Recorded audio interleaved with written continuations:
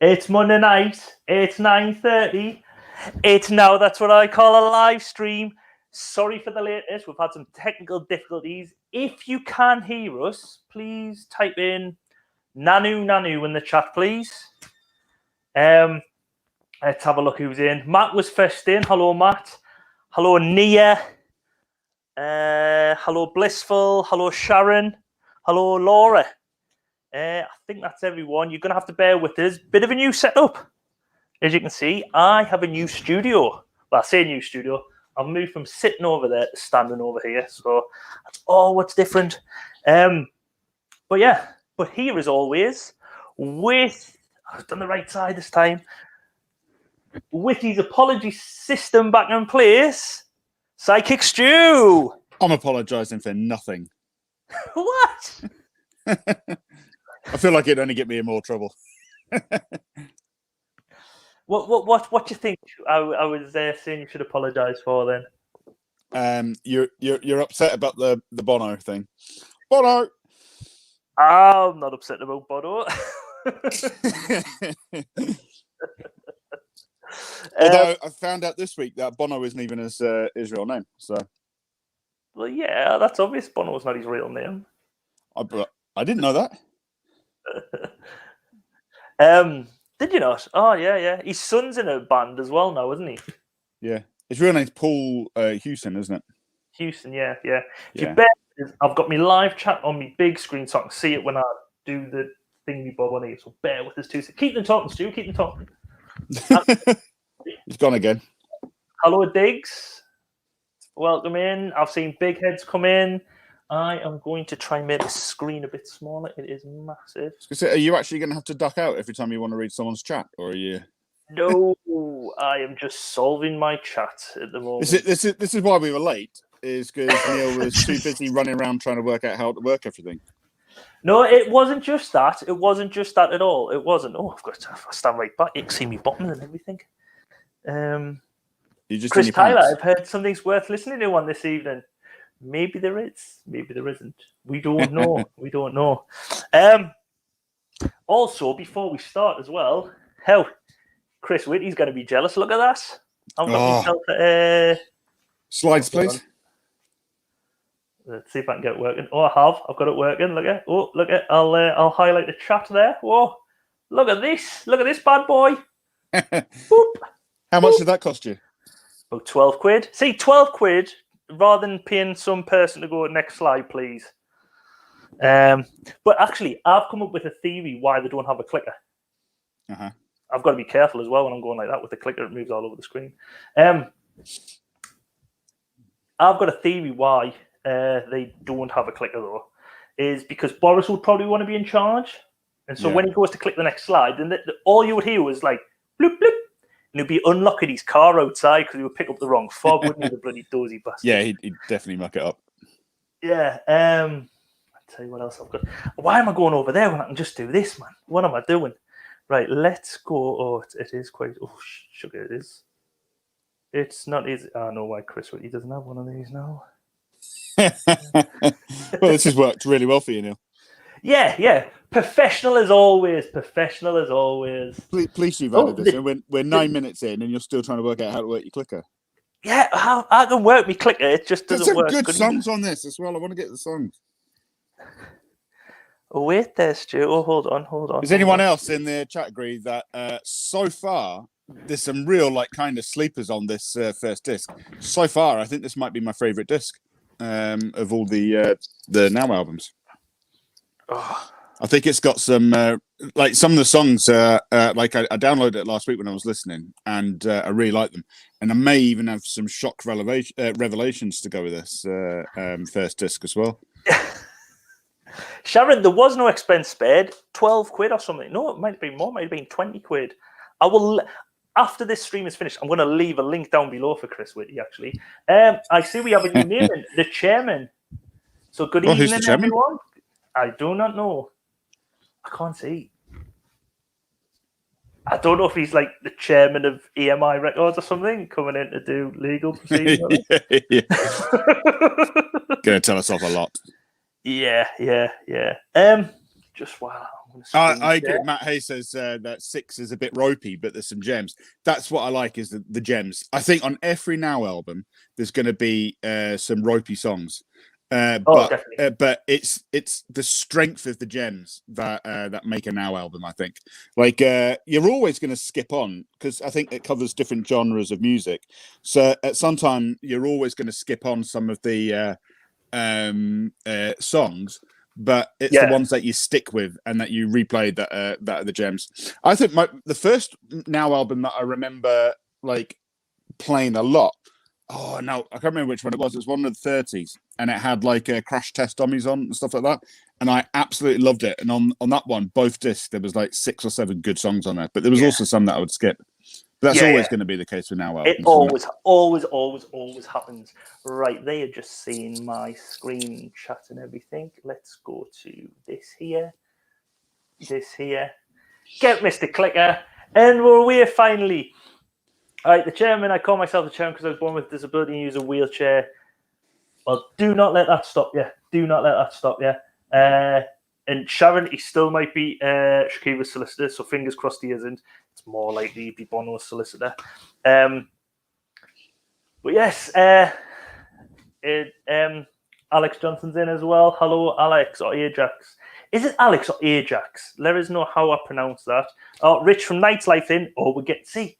I've just been mucking around waiting for people to come in, Stu. That's what I've been doing. That's all I've been doing. And I've realised I can't even see myself on that screen because I've made the text so big that I can see it. Damn it. Right. Never mind. Right. I do not even know where I'm up to. Oh, a couple of things. What's new? What is new? A couple of things from last week. So last week I was mentioning about lookalikes and everything. So first one was I said there was the keyboarder. Yeah. Is it a keyboarder? Is that what they call it? Keyboarders. Keyboard player? Keyboard player. when you just be a pianist but you play the keyboard. I don't know. Yeah. No, electric keyboard's different to electric piano, surely. I don't know. Surely keyboarder sounds better than keyboard player. Someone will know. Yeah. Keyboarder. That sounds really cool. That sounds cool. So you've got the keyboarder, Mick Talbot from the Style Council, who I said last week, and people want to know, looked like the guy in the Navy suit. In my head, he did. Yeah. I think he looks more like Paul Sheehan. There's a kind of similarity there. There is a bit of a similarity, yeah. But I don't think he really does. Next on the lookalikes was what someone mentioned before. Obviously, Jimmy Nail and Jimmy Adams. Jimmy Nail, Tony Adams. Yeah. They're the same person, aren't they? Alex, they must be the same person. That's mental. That is really scary. Tony Adams got a bit more sticky out lugs. Wait, who was famous first? Jimmy Nail? Yeah. Would you say Adams was like mid 80s to mid 90s? 90s, late 90s, really. Like mid 90s. Both have only got faces mothers would love, though. Yeah. So Ajax Johnson, Alex is my real name, and someone calls me by my middle name, so just to get confused. Right, so it's Alex. So we will call you Alex now. Separated birth, yes. Probably separated because the mother didn't want them with faces like that. Like I can talk away. But yes, and then there was obviously, I told people to send them in, and someone obviously sent a photo of my lookalikes. So first off, we have Lee Mack. Okay. You might not know this, Stu, but a lot of people in the chat think I look like him. No. I hope I'm just as funny.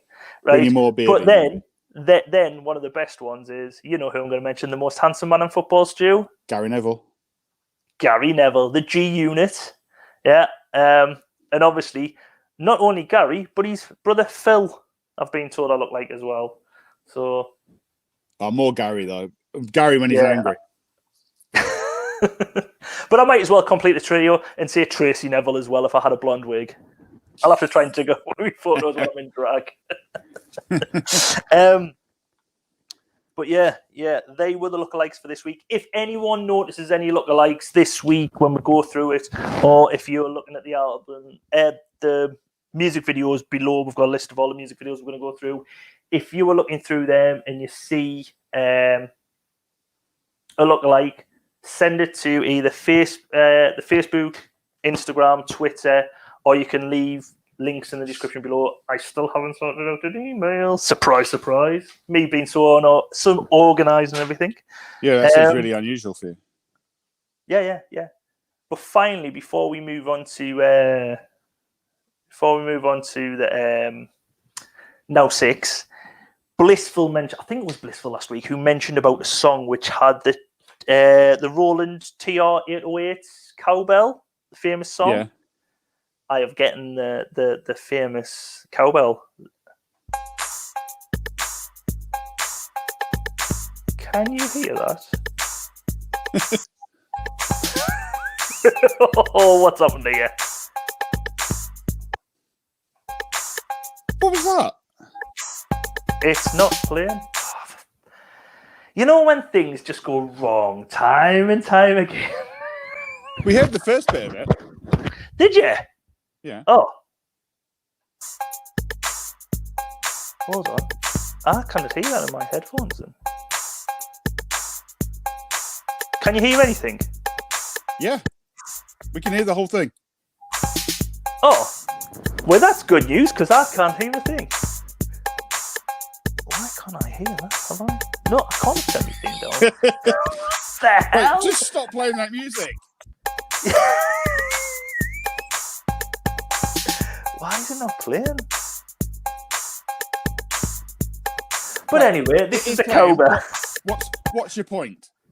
Well, my point was, right, that's the famous cowbell, and what it reminds me of was Whitney Houston. I want to dance with somebody. That's all I was coming in with. It's supposed to be a famous cowbell. Takes me right back to 1985. See, there you go, man. Everyone can hear it bar me.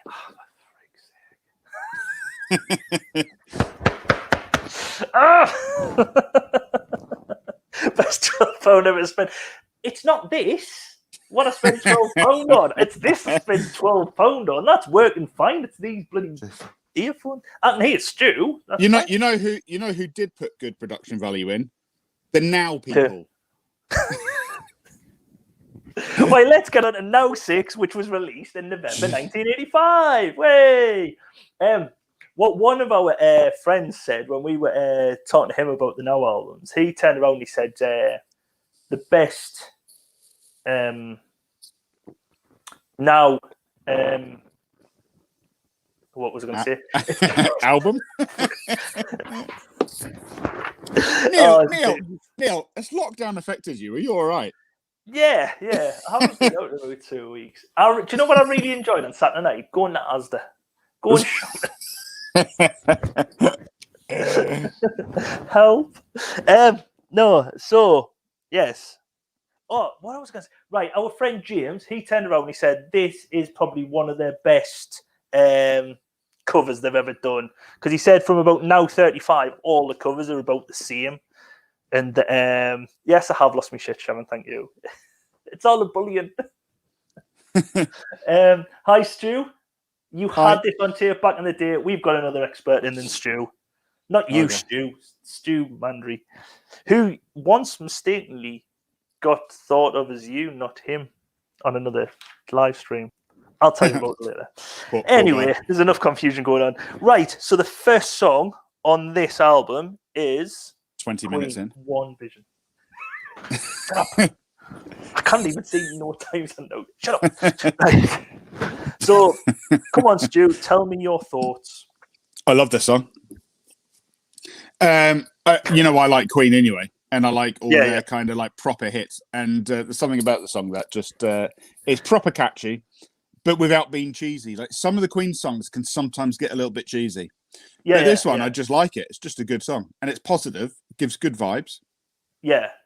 So I like it. It is a really good song. It reminds. Was this in Highlander? Because I know It's a Kind of Magic, but was this in Highlander as well or not? I don't know. Because that's what it. I I've don't got think two I've memories of actually this. in the movie. I don't think I've actually seen much of the movie Highlander. The song comes from a movie called Iron Eagle. Iron Eagle, yes, that's about it. That's like Poor Man's Top Gun, isn't it? Iron Eagle. Yeah. I think so. Yeah. Was this was One Vision after they did Live Aid? Yeah. I think This they would did. have been like them coming back. Yeah.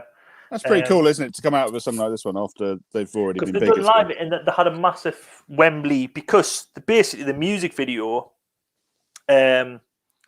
is just the legendary Queen gig in 1985 when it was like, I think it was a massive comeback thing for them.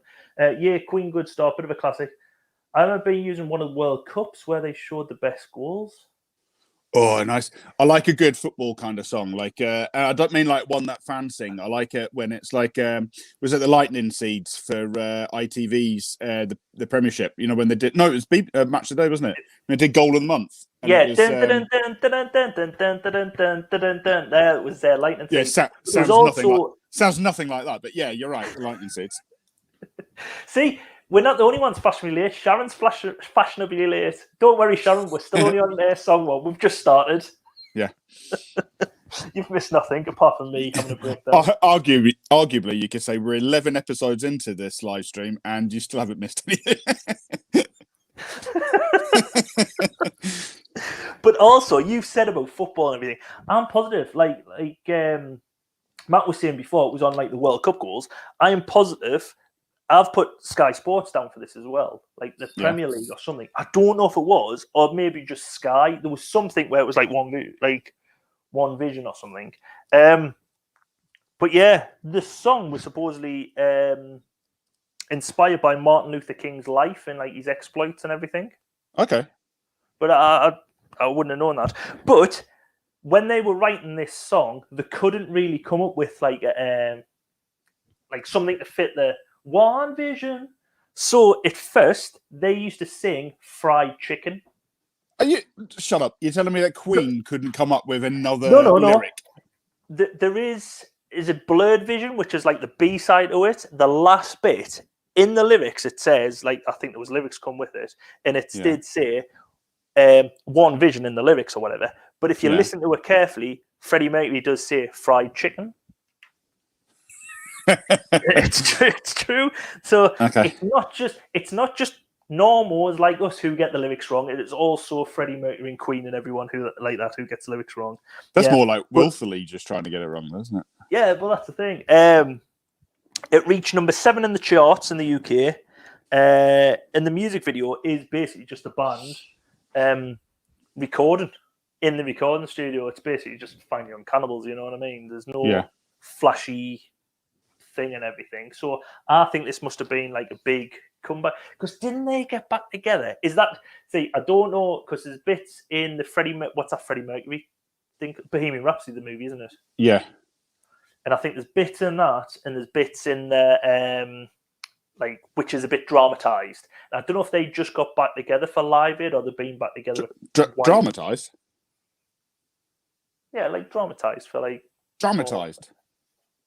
Dramatized. Dramatized. It is dramatized, okay. Right, stop bullying us. Right, has the chat frozen or not? Because I don't know if it's frozen on my screen. I don't know. It'll be fine. I was lucky, right? Because you're into reselling stuff, aren't you? Yeah, well, and I've got some like when my granddad died a couple of years ago, I've got like a few records, and I've got some records that belong to my mum and dad. So I've got like a collection of like probably about 60 years worth of records, like all the way back to like Beatles and stuff. There's some real nonsense in the collection. Like there's the bagpipe collection of Hawaiian music for some weird reason in there.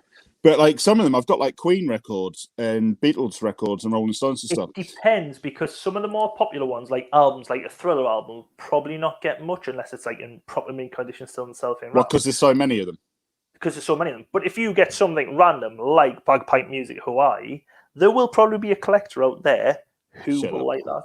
Yeah, I tell you, Matt, Matt Hayes vinyl. He loves his vinyl records. And Nick Hills, I know he's not in at the moment, but he knows quite a bit about vinyl. Does it matter if they're open? Does it matter, any of the experts in our chat? Does it matter if they're like if they're open? Do they have to then be like mint condition inside, or do they have to have like the little kind of papery sleeves that sometimes the records came in, or anything like that? What's the deal with them? I don't know. Someone in the chat will know, won't they? Yeah, someone in the chat will know. I'm just. Someone's Chris Tyler, Bad Wolf, is Laney okay? I've never heard.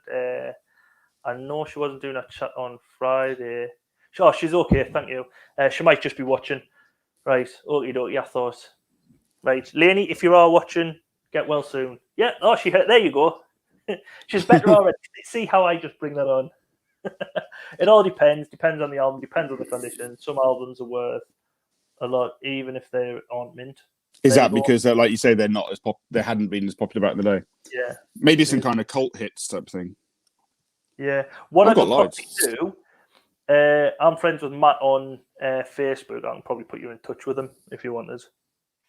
Yeah, I don't want to sell them. I like them. I was just interested. I thought maybe I'm sat on a fortune. Do you know what I mean? If it was a fortune, I'd be selling. Yeah.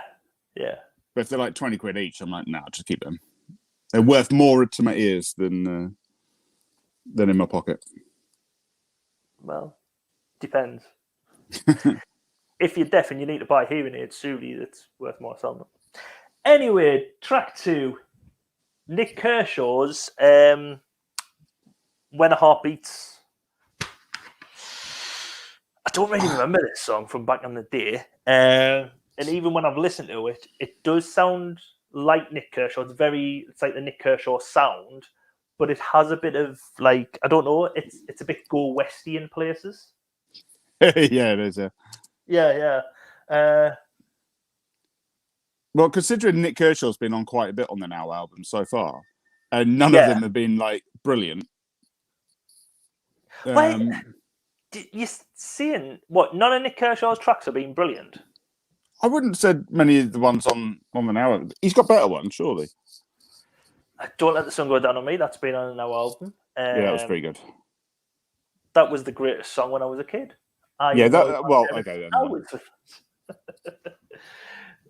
Pretty sure they expected When a Beat Goes to be a bigger hit. It didn't. It only scraped the top 20. Yeah, it was his last top 20 hit. It was Nick Kershaw's last top 20 hit. It was his first single. It never broke the top 20. It only got 27. It was his first single not to break the top 20. Did this album come out before then, or after a single was out? I think his album came out before. But it was his last top 40 hit. But yeah. So there was a part, because I asked you earlier on, I was thinking, I sent you a voice message of that song, that Level 42 song, didn't I? Yeah. Keeping in the Family. And this did sound a bit similar. But then when I listened it back, You say you sent me a voice message of the song. What you did was you sang 3 words, the wrong kind of tune for it.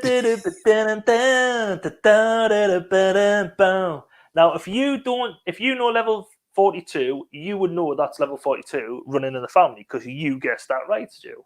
It's true. I think you know nothing about music. Yeah, I know Level 42. But yeah, part 1 of this video has me thinking that this was a forerunner for a game show.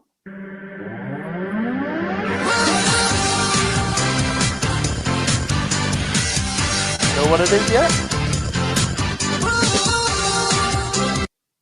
Shut up. What? That's the start of this? No, I've overlaid the music and right, taped the out, Stu. I was going to say that's eerily similar. Yeah. I just like how when I put it in there, the trumpets come on when there's actually trumpets on the screen for the Kershaw video. I think that's brilliant. It's this. Oh, Laney's got symptoms. Hopefully you're okay, Laney, and it's nothing bad. Ricky Lee's in. What's up? Why is Neil standing up? It's the new studio, Laney. You've missed it all. I think he's a substitute teacher. Don't you start. I've nearly had a nervous breakdown. Neil, has your missus kicked you out and you haven't got any new furniture for your new flat yet? That's what it looks like. Not yet. To be honest, I had something to stick on the wall. I was running around like a blue ass fly at the end. I forgot to even get that. So, I mean, so far, this live stream today just feels like a huge mental breakdown for you.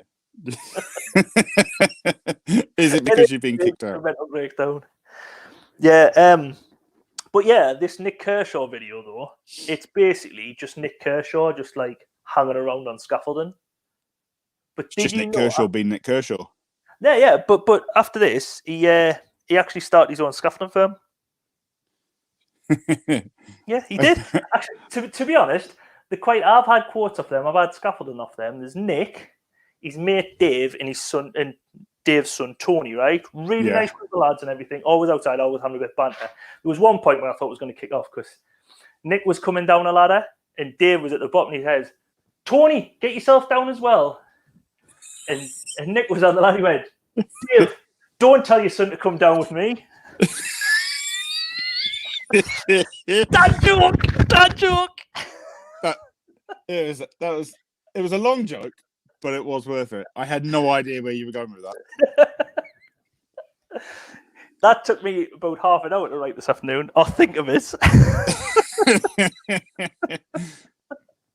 I thank you. But yeah. But as well, this Nick Kershaw video. Also, they got I think they got the idea. Do you know? Is it Mount? Oh, what's that mountain off?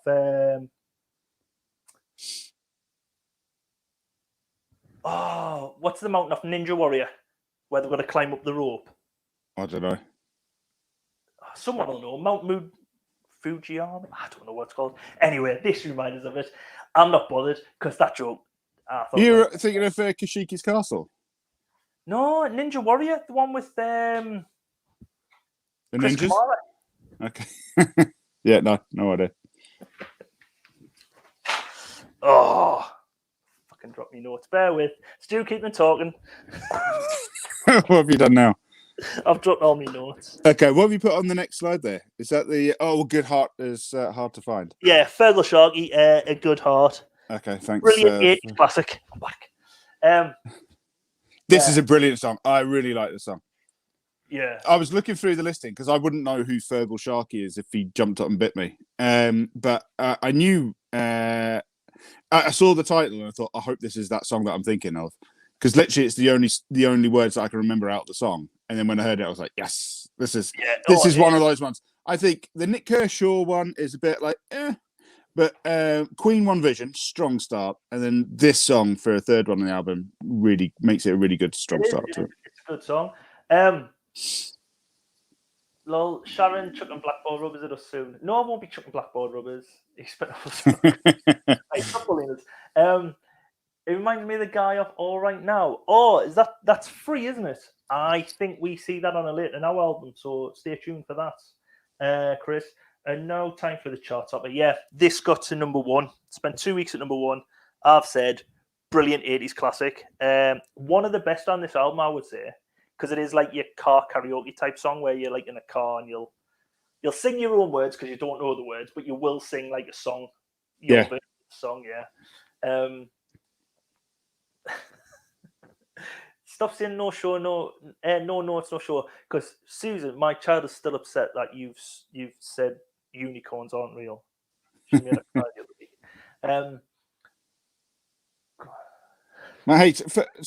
Matt Hayes has confused me here. I'd never heard of him until my girlfriend for one day. I was like 8 years old. It was the thing at the time. I understand you. I'm with you on that, Matt. Stamped his name in a card she made for me. Like, was this a card dedicated to you from him? Did she pretend it was like an autographed one? Or were you... Because you went into him. You hadn't heard of him until she sent it. So maybe she was just trying to get you into Fergal. Yeah, that's the thing. Yeah. Laney's just saying about like symptoms. Laney, there's loads. Don't worry too much. There's loads of colds going around at the moment. The Bairns have got them at the moment, and the colds, nothing else. So I wouldn't worry too much. Fingers crossed. We've all got our fingers crossed and legs crossed. And that's what Boris said about a year ago. Like Chris says, you're a northern bird. You're a Macam lass. You'll get through it. Yeah, I just want to point out Boris said almost the same thing about a year ago. Laney, panic. I would. Stu. Matt just said, I don't know, it was something Ricard lol. I remember writing his name in reverse on the eraser and stamping it on the card. Nice. I remember doing that when you used to do that with the things. But yeah, supposedly though, Maria McKee wrote this song about her breakup with Ben Mott Trench from Tom Petty and the Heartbreakers. So right. She wrote a song about him. Fergal Sharkey's next song, You Little Thief, is supposedly Tench's side of the story of the breakup. Oh, that would have been perfect to be on here then, wouldn't it? Yeah. So that would have been like... No, it was Fergal Sharkey's next song. It wasn't Trench's. So Fergal Sharkey sung her side of the story, then his next song was his side of the story. Oh, okay. So it's basically like, who was it? Frankie with Fuck You Right Back, and the other one, was it Don't Want You Back? So can you remember them songs? Yeah. There was like, someone released, it was basically I put one person doing both sides. And it was produced by Dave Stewart. But the music video is just Fergal Sharkey. It's no high productions. It's just The Little Thief was on the Hits album. I forget, maybe 4. So it was on the Rival album. So even so Rival partners were on Rival albums. That's quite cool.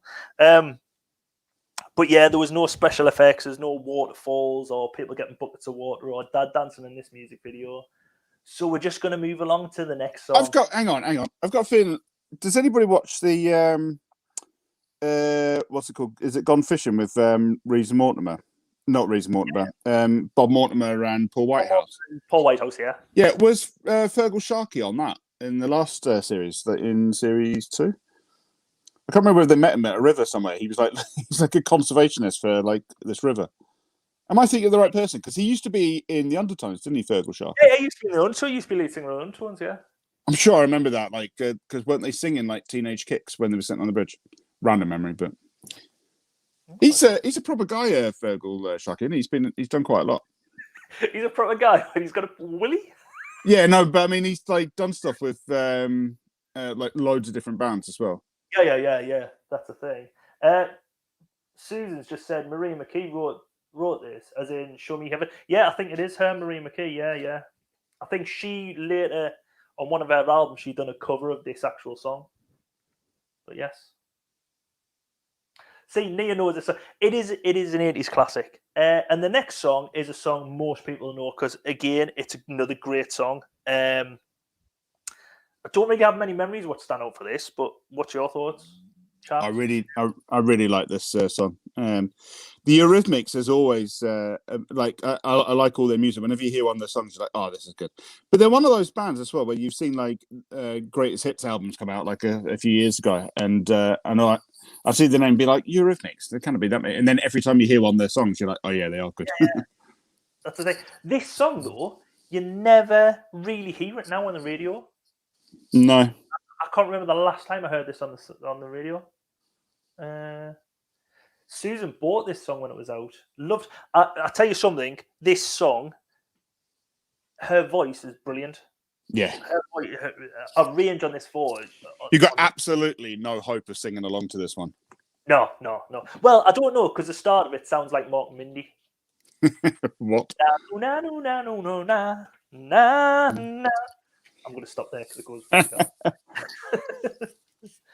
Wasn't this their only UK number one? Yes, it was. Yes, it reached number one. Eurythmics only number one, and the harmonica bit in the middle is done by Stevie Wonder.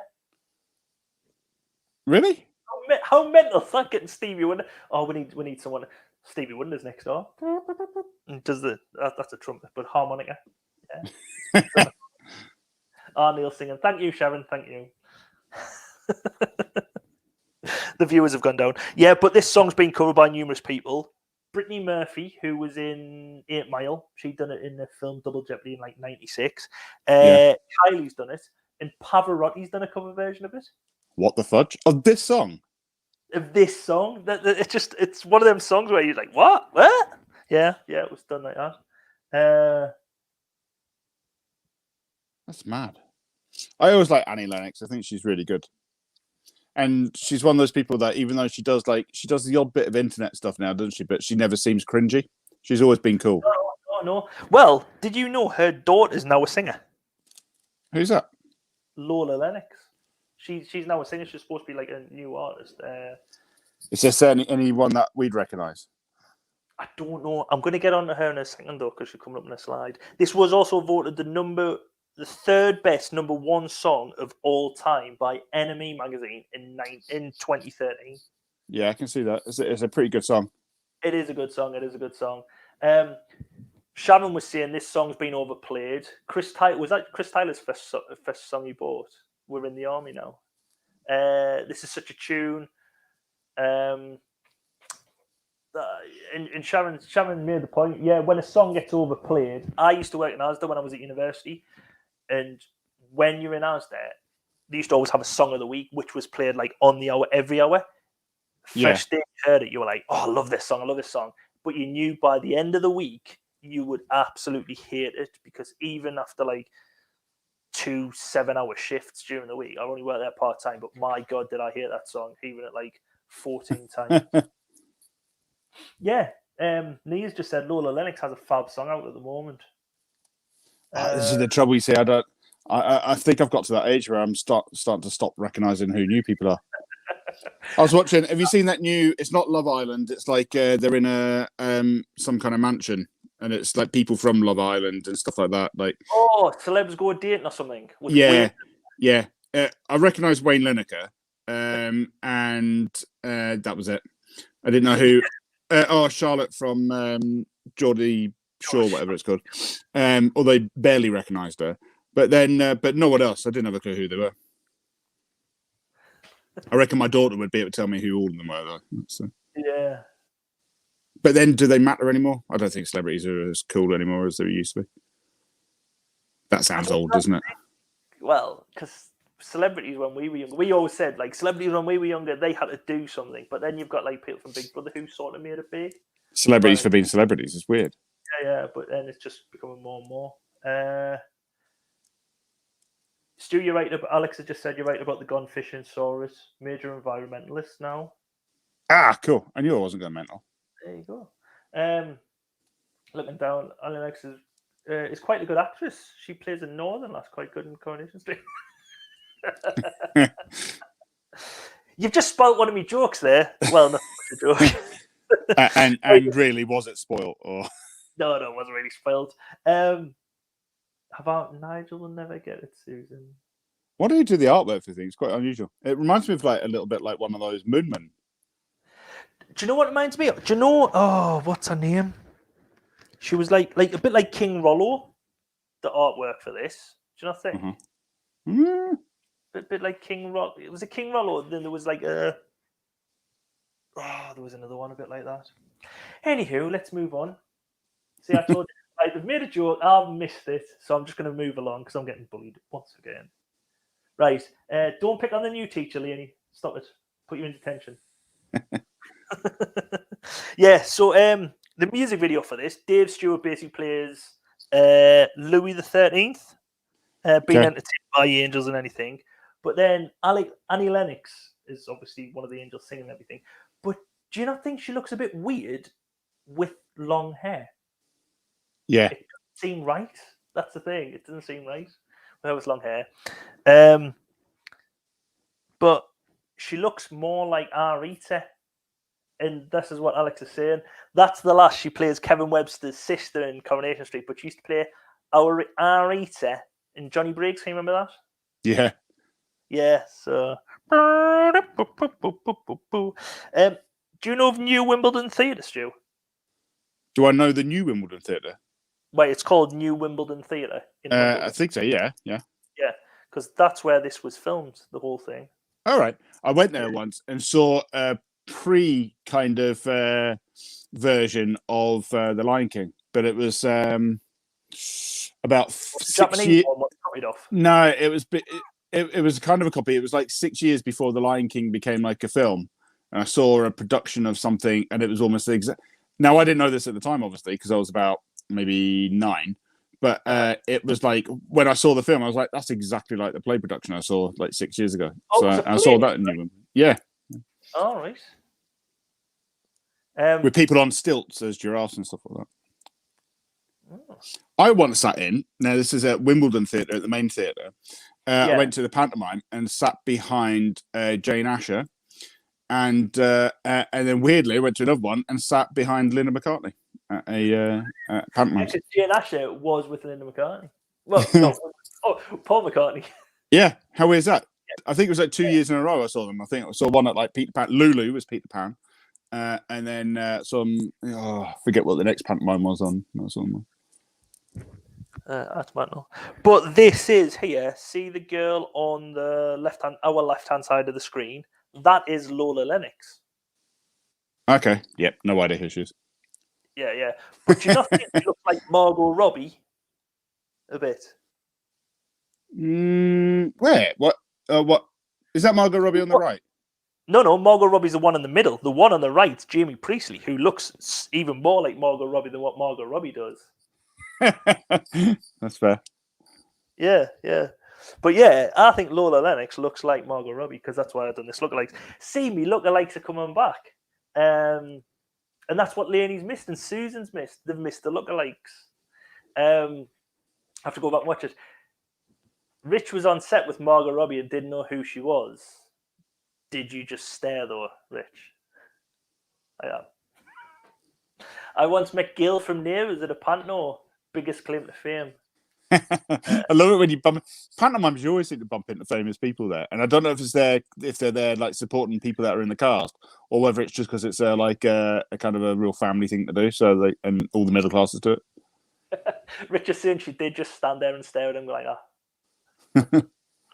Neil, would you do you like this song or Sweet Dreams, which is your favourite out of the two? I think Sweet Dreams is their best song. Sweet Dreams is yeah. I like the bass line for it. Yeah. But when you're talking about famous people that just coming to us there, I can remember living in Leeds. We used to always see people like from people who were in touch with Frost because they used to film it near us. So you used to see David Jason at times and everything. But you used to always see people from Emmerdale because we didn't live in the Oxford Studios. Anyway, one day I was coming out of Borders Book Shop, so the main book shop in Leeds, coming out, walking out the shop, and I could see this bloke coming towards. I didn't think he was that old, but coming towards, I was thinking, I know him. Do I work with him? Does he work at Asda with us? And I'm thinking, no. Is he uni with us? And I'm thinking, he's getting close. And I'm thinking, I know his face. Where do I know him from? And I could see him like looking back at me, like, oh, like now I was thinking, stop looking at me, you freak. Anyway, I got next to him. I goes, you all right? And he just goes, hiya, and then just like walk past. And I'm thinking, who's that? And it bugged us all the way. Come out and I'm on the Brigade, Long Street, walking up, get halfway up the street, and I go, Jesus, that was Kane Dingle. I've just said hello to, like I knew him. Kane Dingle from Emmerdale. I've just gone, all right, mate. But yes. She was. It was on the set of Tarzan. She was actually in it. Met her outside the back door. Still the woman coming up to see her. Do you know what is the one thing I'll say about this song is, and this is a thing that I noticed about a few of the songs this week, is that's quite a long song. It's 5.5 minutes long. Yeah, there is quite a few songs. One of the songs, it was originally wrote for a short version. It was only like 2.5 minutes. And then that was the original album one. And then what they'd done, they extended it out for, I don't know if it might have been this one. They extended, because this has got a lot where it's like, must have been Talking to an Angel, fills out a lot of the song. So it might have been this song where they extended it out for the release and for the charts. Yeah. It's weird that a few of them were like really long this week. It was just noticeable when I was listening to it. Yeah. Sweet Dreams, don't tell me if you like Marilyn Manson's version. No, Marilyn Manson's version is terrible. Absolutely terrible. But Next Week Around Here is another great song from this album. Another one where it's probably in the top 3 songs of this album. Yeah. Well, on this disc, what I've covered so far, Alive and Kicking by Simple Minds. This though reminds me of this video, and I'm going to see how many of these you know, Stu. It's when the Premier League first come on, the Sky, and first had it Live and Kicking, and it was like that. I've obviously blanked out the music, but these are all the footballers. Come on, Stu, you've got to guess the footballers. Sorry for any non-football fans out there, but guess along at home. It's in the side chat. Right. On a tiny screen. Yeah. Peter Reid, Darren Fletcher. Was that Gaza? Oh, I don't know. Don't think Gaza was it. Oh, was Gaza there? Bruce Grobbelaar, yeah. Peter Beardsley. Everyone knows Peter Beardsley. John Barnes, yeah, at the end. Scored the goal. But yeah. But that's what reminds us of. But again, sorry to any non-football fans. Someone, Chris Tyler, you know your men, Laney.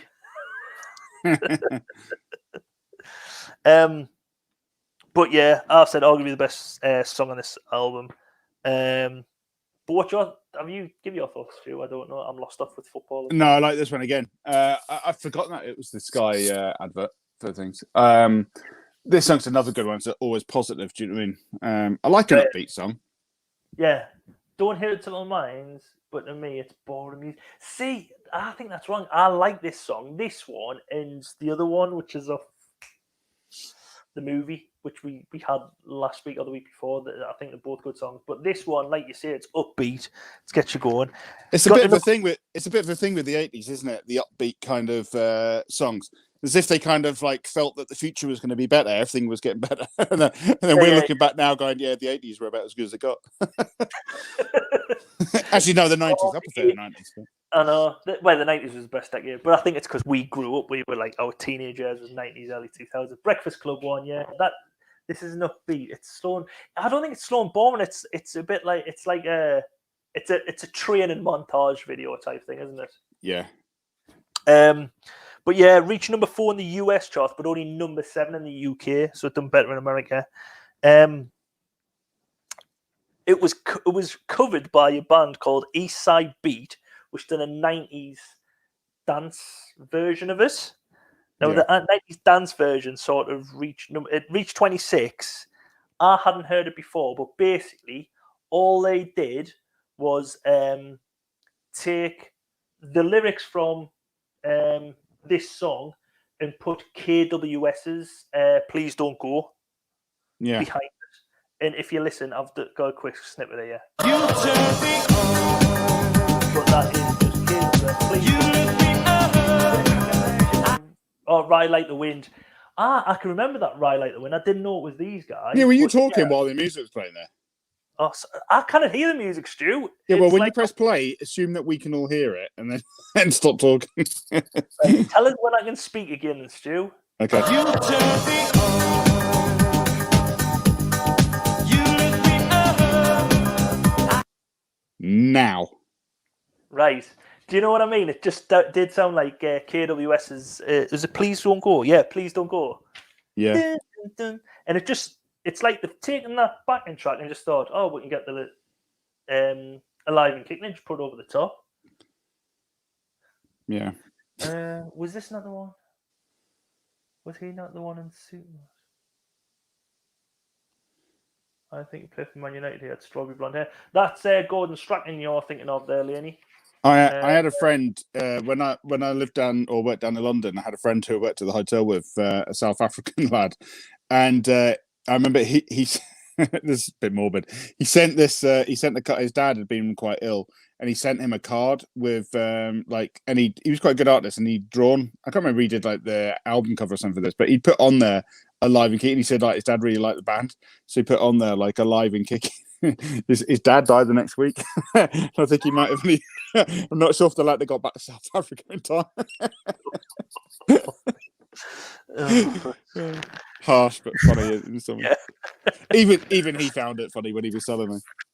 Yeah. You got to look on the bright side of life. No, not him, Neil. I don't know. Strawberry Blonde. Who was Strawberry Blonde? Who was a ginge who played for? It was Gordon Strachan. Or Nigel will put you in. His name on his keyboard, Ali. I don't know. Oh, hiya, Ali. I've missed Ali coming in. Hello, Ali. Welcome. But yeah, the music album for this was not something. It was basically just these guys singing at the top of some cliffs. Actually, not even playing the instruments because them guitars aren't plugged in and neither is that keyboard. So it's only the drummer making some sound there. Everyone else is miming. It was the one playing Keep You Up at the end. I will look back, Leonie, and I will let you know. It's a proper uplifting song, this. So I'm surprised that people don't think it's a proper uplifting one. Yeah, I do quite like this. I do quite like this song. Especially that I've always kind of considered it to be an uplifting song. Especially like the chorus. You can't help but get a lungful of air and just go for it. Yeah. But he's one for Chris. Is he still in? Chris, are you there? Here we are with Tina Turner and Bryan Adams. I hadn't heard this song before this. I'm not a fan of Bryan Adams at all. See, we've got like the greatest. It was always like Summer '69 and stuff like that. Yeah, but I could only literally name 2 songs. That one and the Prince of Thieves one. They're literally the only 2 songs I know from him. Run to You. Okay. Didn't know it was him. Do you know something, Stu? You've stumped me as well. And you've got the Greatest Hits album. I've got the Greatest Hits album. So to be honest, I think we've got it twice because the first one we had, it got scratched something. For some reason, the duet is missing from the 2020 re-release of the Now 6 album. Ooh. But yeah, so I take it you don't really like this song, then, Stu? Nah, it didn't take me this one. Yeah, it's all right. Bryan Adams was quite young here, and obviously Tina recorded something with him. But Bryan says it's the most memorable collaboration. But I don't know if this got him a bit like step up the ladder, you know what I mean? Yeah. Tina does sort of rock, but it's when she does this. She's got like, you know what I'm doing, don't you? I don't know how far you can see down, but it's where she does all the in this video because it was filmed during her Private Dancer tour in 1985. This, okay, but the video won an MTV award. It got nominated for a Grammy, but the song only got to 29 on the charts. But I don't know if it's the only thing. But yeah, like I said, it was filmed during the thing. But as well, I don't know why that's happening. 2 cents, turn that off. I'm just getting used to it. Okay, £12. AK Darren Anderton, sick note. Might have been. They're still trying to guess the footballer. there's your competition. Guess the footballer. It's like question of sport. You know, in a different life, I do a bit of Toastmastering. So I do like public speaking in weddings and things like that. So this guy who I work with, another Toastmaster, told me a story once that he was he was working a wedding, and this must have been way back. This must have been like 90s when he was doing the wedding. But he said that the bride wanted, as she came down the aisle, the song that she wanted was the Bryan Adams Prince of Thieves. The Everything. Everything I do. Yeah. Wanted that as she walked down the aisle. But apparently the day, and it was meant to be played like by sort of a pianist or organist, whatever, at the church. Yeah. But the day before, the guy got ill, so someone else stood in. And when they read the instructions, they just saw the theme tune from Robin Hood. So when she came down from a wedding, they played that Robin Hood right into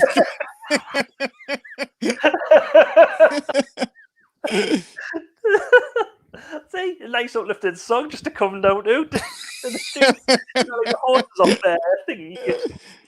I was rolling on the floor when he told me, but he swore it was true. That's brilliant. Yeah, but this video was also the first video to use Skycam. What? I haven't got a clue. It just said that on the notes when I was trying to get some information. I've not got a clue what Skycam is. But yeah, Susan doesn't remember this song and she probably won't remember it tomorrow. at one point, I thought she was going to eat Brian Adams. Skycam's one of those ones that's on the cables that you get like at the football now. So it goes, it looks like you're flying over the pitch type of thing. Yeah. All right. Oh, well, this was the first video to use it. There you go. Like everything Brilliant. I do was my fourth choice for the Banish Bin. It ruined the summer of '91. Yeah, that song. It just went on and on and on. How many weeks was that on? It was something like, is it that one or was it that one or Wet Wet Wet, which has got both of them. Both of them were huge, weren't they? They're both massive and like went on for ages. But yeah, and we go from an okay song to a song which I just think never heard it before. Gary Moore again, and sorry, probably Thin Lizzy fans are going like, "Oh, kill him!" But yeah, I've never heard of this. Have you, Stu? I hadn't, no. And yeah, this is one of the ones that I thought it was all right actually when I was listening to it, but not a strong song on the album. No, it's not a rocky one, but he still has a solo in the middle of it where he's like, "Yeah, I'm gonna show out and play the guitar," you know what I mean? But it's a bit like a slow Ozzy Osbourne type thing. The voice of it as well, like a moody blues type, not like the band, like a bluesy, moody song type thing. But the first thought I had about this song was it was about, because it's called Empty Rooms, and I thought it was about someone dying.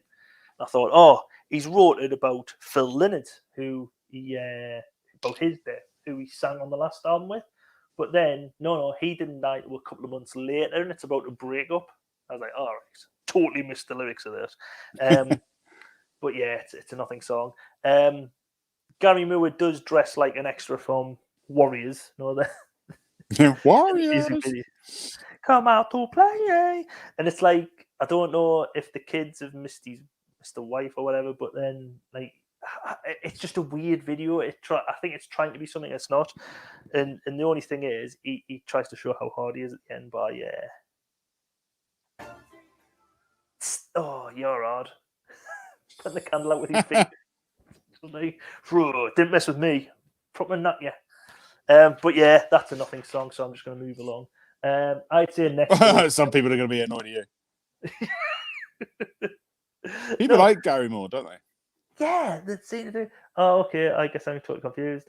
I'd say next to this, Gary Moore one, but I've just seen the next one. It's a hideous track. Your thoughts on the next track, Stu? Marillion and Lavender. Oh, I quite liked it. Now, right, so having never heard of Marillion until it was on, was it last week or the week before? Week before. Having never heard Marillion until then, now I'm into them. I quite like them. Even the freaky kids on the thing, the children. Don't mind it. I quite like them. Because the return for the it's just all the way through his stuff. It's just like, oh, he's the kids that have nightmares about. But yeah, I hadn't heard this song before, and I thought, oh, it's. At first, I thought, oh, it's a bit terrible. But then when I heard it, it's not too bad. I don't think it's. I quite like it. I think it's got a good song. Yeah. He's obviously a bit mental, but. Yeah, well, it goes without saying. But this got to number 5 again. I think Kaylee got to number 1. This got to number 5, or Kaylee got to number 2, maybe, or number 3. But yeah, the only bit I don't like about this song is where he does the dilly bits. Yeah. And it's a bit weird. But this song, right? Because what Fisher said, the lead singer, he said. Who said? That's true. That's true. Blissful's just said the cover art reminds him of like a fantasy movie when he's younger, and I can sort of see that, like a bit like what's the one with Tom Cruise in, where he plays like one of his early ones. What does he play? He plays like a knight or something. What? Tom Cruise? Tom Cruise, yeah. It's like one of his early films. Someone will know. He plays a knight. He plays like a knight, yeah. Someone on Legend. There you go. Alex has just said Legend. You ever seen Legend, Stu? Nah. I've seen it and you haven't. You've got to go and watch it now. But yeah. But this song, off the album, Fish, like the lead singer, turned around and said, the Kaylee was like the love song aspect, and this song was like it recalls to the innocent of childhood. And it's just like, oh, fuck off with your pretentious shit. You know what I mean? When you sing, right? Yeah. Well, there you go. He hasn't got like he's got like an angry, charming singing way.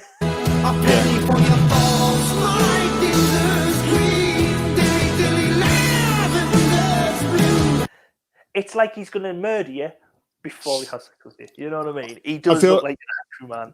I feel like if you become like a fan of Marillion, you'd be like a super fan. Do you know what I mean? Because there's only about 3 of you. I really like them. Having never heard of them until like 2 weeks ago, now I really like them. The album's brilliant. If anyone's got any Marillion merchandise that they've had like for years and they cannot sell and kind of give away, charity shops are even refusing it. Get in touch with Stu. Yeah. The album's brilliant. Have you heard it yet? Because we both said we were going to listen to the album. Have you listened to it yet? No. Oh, it's brilliant. Yeah. Right. Yeah. Right down now. I'll have to go back and rewatch it. I've lost a pen, Stu. Do you expect me to remember a pen as well as this? Oh dear me. Yeah, the album is really, really good. Solid. Like I would suggest that if having never heard of it before, I would suggest it's like a real classic album. It's really good. I'm gonna have to say. Did he say Dilly Dilly? Yeah. Lenny, it's the old song. Like what is the old folk song? Lavender's a green, dilly dilly, lavender's what's the song? Is it lavender's a green, dilly dilly, lavender's a blue, dilly dilly, when I am king, you will be queen. It's something like that. Someone else will say it better because I can't remember. My wife knows it, but she'll not come in. She stays off the streams now. Well, 1994, they released a song called Assassin, yes, with a G at the end. Oh, if you'd because we've had a go at both their videos so far. I looked at, so I've watched like 2 or 3 of their videos extra, and they're all the same. They're naff. But like, if somebody had gone in there and done a proper production job on their videos, I'm convinced there'd be like a huge band. Well, they were like a musical director. We need to take their music, yeah, re-release it, and get the Christmas #1. Then, Stu, there you go. Hello, now you're in. I really like them. They're really good. That's been my takeaway so far from these first 11 episodes is Marillion's. But like, I'm pleased I found them. Yeah. See, Susan said, lavender's blue, dilly dilly, lavender's green. When I am king, dilly dilly, you will be queen. And it is like a nursery rhyme. It's like a nursery rhyme. No, Stu, you're wrong. They're shite, Neil. Next. There's one person up subscribing. Has there been anyone that you've like taken to out of all the albums we listened to? Is there anyone that's grabbed your attention? Steve Harrington from the last one didn't know who he was. I think he hasn't got many songs apart from that. There's also My Tai History last album. Loved that as well. Yeah, love them songs. But that's the thing. I quite like dancey poppy song. You know what I mean? I'll give it Finger Boys any days. You know what I mean? I like a bit of an instrument, man. I like a bit of rock and. Yeah, but that's the thing. People go, "Oh, what type of music?" Anything. If I like the song, I'll like the song. Some songs I think are brilliant, and other people hate other songs, and it's just like the thing. Yeah. So next we've got Nikita. Thoughts? Not one of his stronger ones. So they just said, "Oh bloody hell! Is this next back to Marillion, please?" It probably was overplayed ages ago, but I don't think it's overplayed now. I'll chat right. Anyone in the chat there, if you're still saying you don't like Marillion, because I was iffy about them, just download the album and give it a listen to. It's really good. Have you bought the rights to the? Yes, I have. Stu is currently the rights holder and gets all the royalties. Nikita, this song though, reminds me of my mum's love for the name Nikita. She loves the name. She wanted like one of my daughters to be called Nikita because she just thinks it's a lovely name. But I also thought this song was much. I thought this song was like late 70s, early 80s. I didn't. Yeah, think I it was hate like his hat in this. Why is he wearing that? It's like a boating hat. Why is he Which wearing one? it? He's got that one. He's got a fez on. He's got like a. No, I don't mind the rest of it. It's the boating hat. What's that about? You don't mind these bloody fez. I don't mind anything else. It's the boating hat that annoys me. But that's the thing. Elton at this period, he was really. No, I'm not bored. I just love me hats. I don't know why this was such a big song because I don't think it's one of his best ones. Yeah. But the song's about Elton's crush on a border guard, Nikita. Mm-hmm. Which, did you know, Nikita is a Russian male name? It's a Russian guard. Okay. And that's a thing. But as well, George Michael does backing vocals on this, and Nick Kershaw does backing vocals and plays guitar on this. Oh, really? Yeah. So I knew George Michael then, didn't I? Nick Kershaw, wasn't it? But I think Nick the Scaffolder had probably done it before he set up his scaffolding firm. Yeah. So, yeah. When writing for Elton John didn't work out. Yeah. But yeah, well, we'll get to writing in a bit as well. This reached number 3 in the UK, number 7 in the US, but there was allegations of plagiarism.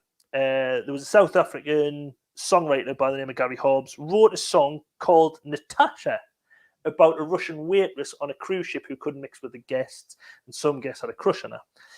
He wrote the song, got it copyrighted and sent it off to, it was a Big Pig Music or something, to try and get it, to see if anyone would pick up on it.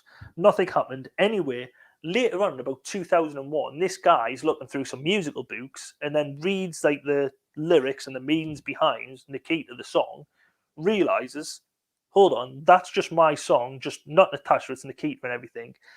Tried to get in touch with Elton John and these people, got no contact back, and then took legal action against him in 2012, but then it was dismissed a year later. Mental, that, like, but it's probably quite a lot that goes on. Do you not reckon? Yeah. A friend of mine, her brother writes music. He lives down in London. He writes music, and he sells like his music off to like different companies to use. Yeah. So he writes like I wouldn't say jingles, but do you know what I mean? Like he writes proper music, and then they use them for like TV programs and adverts and stuff like that. All right, yeah. And he wrote a song that got sort of like it didn't get sold off at all, and he just kind of kept hold of it. But he'd released it on like I think it was on YouTube. He released it on SoundCloud, and and then like literally like 2 years later, he's watching Stranger Things, and his song is the theme tune. I kid you not. Like, you listen to them side by side, and his song is the theme tune for Stranger Things. Unbelievable. Yeah, like it's almost exactly the same. Like, I mean, they've obviously like judged it about it, but it's almost exactly the same. I can't remember whether he's had a payment from them since about it. But people will use it, won't they? Do you know Lee, who sometimes comes on here for Rose Stairs, Lee, the off-screen wife? They used to be in a band together. Wrote a lot of their own music. Had singles out, had an album out, and everything. And they had a company which used to collect royalties for them. Yeah. When he started doing YouTube videos, he used one of his own songs on the video he was doing. Right? Thought, wait, I've wrote the song. I've got the copy. Like, it's my copyright. He got a copyright strike for that song because this company was collecting royalties from him. And he was like, no, it's mine. No, you can't use it because the person we collect royalties on. Like, and it was just such a roundabout thing. And it took him, I think in the end, he when like it ran out, the contract was so long, and when it ran out, he didn't renew it because he was like, I just want to like use my own music, you know what I mean? So yeah. So somebody was actually selling their music and or had produced the music in their own sound type thing. That's a thing. Chris Tyler, did you know Elton John had a hissy fit? Surprise, Elton John had a hissy fit. Allegedly. It's Diva's 99. She told him he was playing in the wrong key. I've heard he's a little penis. To draw that straight laugh.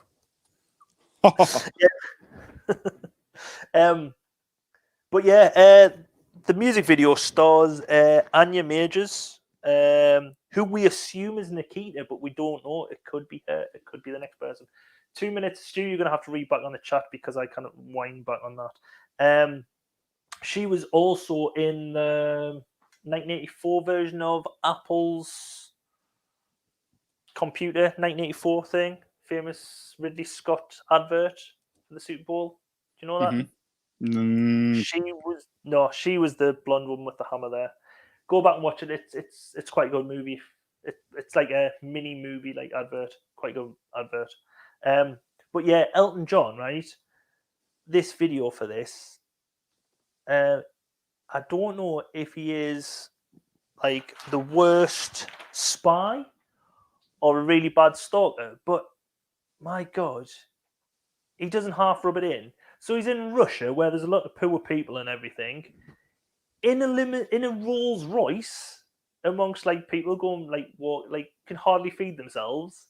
Yeah. As well, who would have a convertible in Siberian Russia where there's loads of snow? Yeah. Somebody who's corrupt. I'm just going to guess that. Yeah. So unbelievable. And as well, this bit on this one, right? 3 things. What's the point of winding down the window? The passport looks dodgy, and so does our acting. Right? 3 things to memorize for this. Yeah. Why? Well, maybe he do. Maybe he's got a hole in his armpit, like in the jumper, and he didn't want to reach up and show the hole because that'd be embarrassing when you got the kind of money Elton's got. So how dodgy is that? I'm a bit suspicious.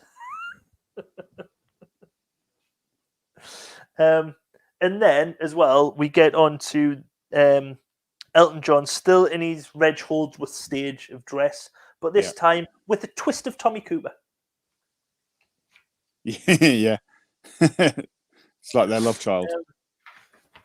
Right, Stu, can you go back up on the chat if you can or not? No. Yeah, I probably can. Hang on. I've just been awkward. How far up do you want me to go? Oh, I don't know. Next, Elton's been singing the wrong key for at least a good couple of decades. Yeah, that's really bad. I remember I was saying to you about that the bad video he did during lockdown for when they did that concert, all the celebrities. Oh yeah. And then after I said about it, I looked it up, and it's as bad as I remember. Literally can't remember. Like, somebody's done the lyrics to it of what it sounds like he's singing. It's amazing. Yeah, because he just it sounds like he's like yeah. It does. Now here's a. This is the best song on this track. Probably best song on the album, I would say. Stu? What, Nikita? No, we've moved on, Stu. That's not Nikita. It's Kate Bush. Oh, sorry, yeah. Oh, yeah, I love this song. Yeah. Kate Bush is amazing. Oh, a voice. Like a proper guilty pleasure. I have like a Kate Bush playlist on Spotify. I like Kate Bush songs. I like the ones that she sings, and I like it when other people cover her as well. Yeah. Susan even says one of the best songs in her opinion. This is a fab tune. No, this is a classic. Actually, the next 3 songs are great. Yeah, so I think we're hitting the right note. Lainey loves this song as well. Yeah. And I've just put best song on the album. The opening bit of this song as well. How does it go as well? I've got Hounds of Love in my head. Yeah. Would you say that's one of the best cover ones? By Futureheads. Futureheads, yeah. Yeah, that cover's brilliant. It's like a totally different. It's not like a cover. It's a totally different song. Yeah, but you like it when someone covers a bit of Bush. Yeah.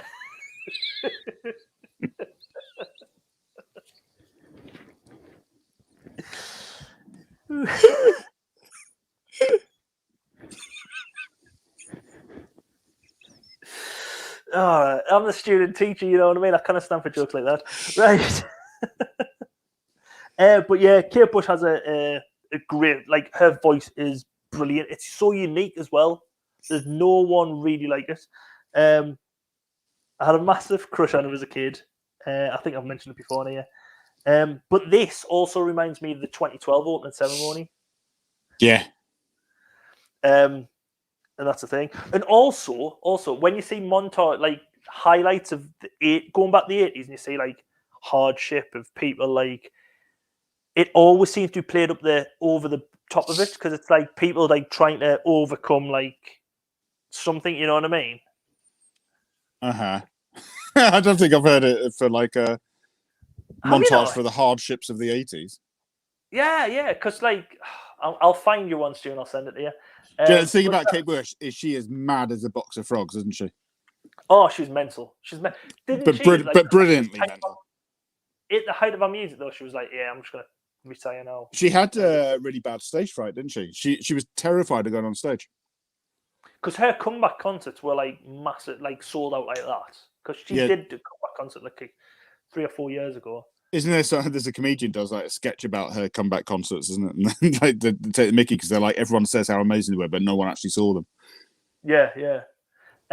Susan just said, I thought an alien had land when I first heard Kate Bush singing Wuthering Heights.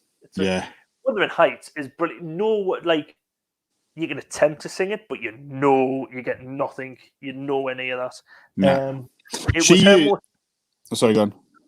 No, I was just going to say this was the most successful song of the 80s. And it was used in a BBC One drama called Running Scared, a children's drama. I can sort of remember it. It had Burnside, him. Okay, yeah. He played like a nightclub owner, an East End gangster who ended up going after this girl. I sort of remember it, but don't. So I want to have a look into this. So it's a pity Lee isn't in, because this would have been right up his street after. I kind of think nowadays, like people like Sia would kind of model herself a little bit on Kate Bush. You know, the kind of dance routine videos and stuff like that. But she's so good, isn't it?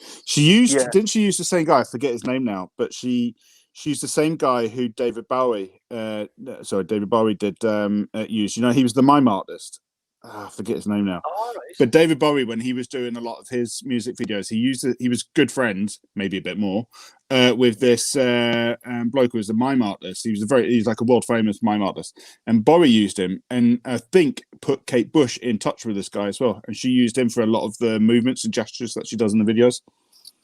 She's a proper like artist. Do you know what I mean? Oh, she is, because it's like the music video is just like interpretive dance. This was originally going to be called, though, Deal with God. Yeah. But the record company didn't want to name it that, because it says it'll not sell well in Ireland. Italy will not have no sales and everything. So it is called Running Up That Hill, and now I think in brackets called A Deal with God. Yeah. I don't know if it was back then, but it's sort of done that now. But yeah, she does do like sort of interpretive dance. Matt Hayes says, I think we've all wanted to cover Kate Bush at one time or another. So many jokes for it. I hold my hand up with that as well. Yeah, I love Kate Bush. I think brilliant songs, brilliant videos. They're interesting. Yeah. And I like the fact that I know it's kind of forced because she had such bad stage fright that she kind of just went away from the limelight. But I kind of like that in a way that she just disappeared for a bit. But I think there's talk of her making a comeback like last year or something, wasn't there? Yeah. But I think that makes people a bigger suit. Like James Dean made 3 movies, seen as because he died before his time. There's like Fawlty Towers, great sitcom, because they made a short set. The Office in the UK made a short set, and it's like you do a short set of stuff. It stays relevant, it stays good. You don't before you run out of ideas as well. Yeah. You don't overstay your welcome. No jokes in the comment that it's what time it is that we've overstayed ours. Also, one last thing about this video though, when they've all got they've got like masks on of Kate Bush. Does this not remind you of like stag do's? You know, when you go on stag do's and everyone's got like a mask of like the bride to be and stuff like that. That's all what I was just like. Oh, it's like Morgan's stag do. Yeah. Actually, it was Faces of Morgan, though, wasn't it? Rather than I was so pleased when I saw this song on the album. Though. It was like when you just saw the album and saw this song was on there, it was a real like kind of like, oh yeah, get in. Couldn't wait for it to come on. That's the thing. Yeah. I even went to this song first when I played the playlist. I went to this song first and then restarted the album back to the beginning. Stu, you just love a bit of Bush, don't you? I do. Right, next song before we get to Naughty. So yes, level 42. Something About You. Yeah. Oh, I love level 42. Do you know something? Level 42 is what I call dad pop. It's very like obviously I'm a dad now. I'm nearly 40, so it should be like me. Dad pop. Dad pop, yeah. Do you not know what I mean? Dad pop. Well, maybe you like it now, but yeah, but it's a bit. But it wasn't at the time, though. I don't know. It wouldn't have been for like the younger people. It would have been for people like our age back then. You know what I mean?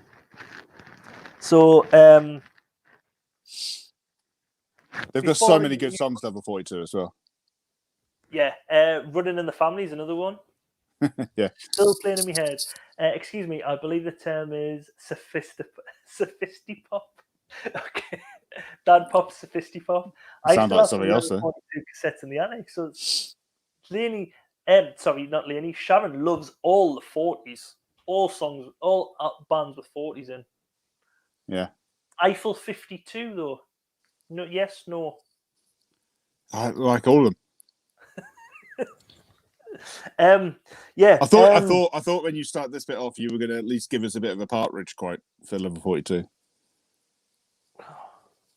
He says, "How are we going to eat? And what floor's the restaurant on?" The answer is the Chinese way and level 42. It's not on me. It's not on me repertoire. Sorry. Did you just make that up? What? I like it at level 40. Susan's back on a downer. She's got her bin out again. Level 40 boring. What? I don't hate them, but I just don't particularly. See, I think this is quite a good song. Before I knew what the song was or whatever, I didn't really know them. But when I heard it, I was like, yes, I know this song. I really like it. But before I couldn't even run it. You name me a level 42 song. You asked me to name a level 42 song before I've done this and before you mentioned Running the Fact. I could not name one. Okay, fair. No, that's fair.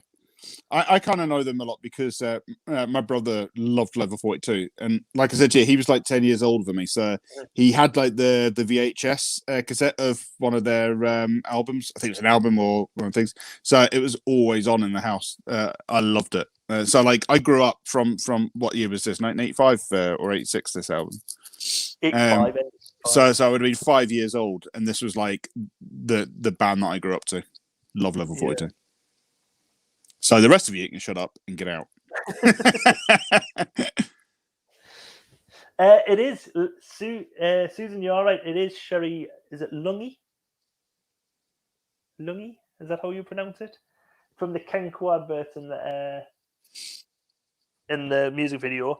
It reached number 7 in the US top 10, and then it was the only top 10 hit in the US, reaching number 7, and it reached number 6 in the UK. Yeah.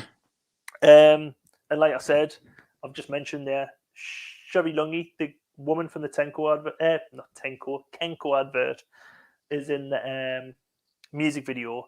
What about the Tenko advert? Who's in that? Tenko advert. Stephanie Beecham. I don't know. I know she's in Tenko. She's done a lot more than Kenko advert. Like, okay. Gold blend. What is that? Is that a dig or? I don't know. Sorry, Susan. But yeah, I've also got on here. So the Kenko cover. The music video though sees the guy doing a proper Keith Chegwin here, where he's like just goes and tries to bum a.